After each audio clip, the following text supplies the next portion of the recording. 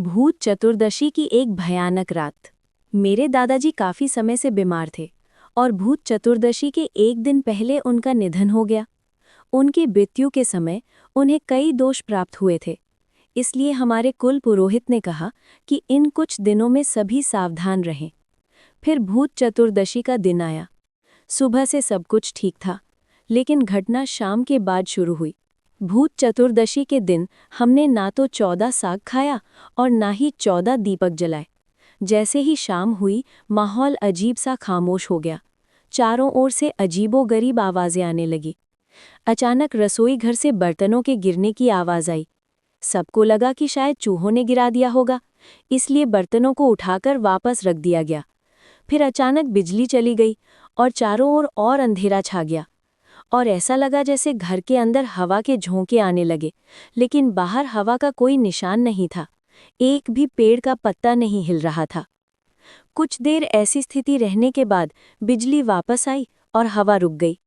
हम सब हैरान रह गए कि हमारे शरीर पर कटे फटे निशान थे। खैर, हम सब ने दवा लगाई। अब खाने का समय था। जैसे ही सब खाने बैठे, देखा कि खाने की थाली पर एक बड़ी मकड़ी आ गिरी। हमारा खाना नहीं हो पाया, इसलिए सब सोने चले गए। मैं अपने कमरे में सोया हुआ था। ठीक रात जब 1-1:30 बज रहा था, तब बाहर बगीचे से भयानक आवाजें आ रही थीं, जैसे कोई लाठी से सूखी पत्तियों पर जोर-जोर से मार रहा हो।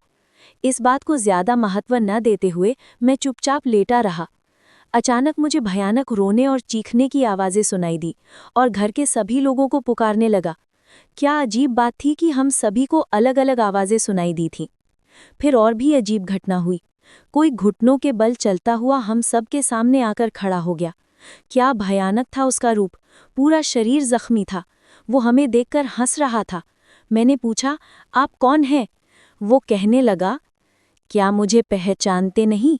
मैं तुम्हारा दादा हूँ। मुझे तुम सबकी बहुत याद आ रही थी, इसलिए चला आया। क्या मुझे भगा दोगे? मैं भी तुम सबको अपने साथ ले जाने आया हूँ। चलोगे नहीं मेरे साथ? ये कहकर वो भयानक रूप से हंसने लगा। वो हमारी ओर बढ़ रहा था और पास आ गया। उसका हाथ ठीक मेरे चेहरे के पास था और ठीक तभी डर के मारे मैं चिल्ला उठा और देखा कि ये सब मेरा सपना था। मेरे दादाजी 1 साल पहले ही गुजर चुके थे।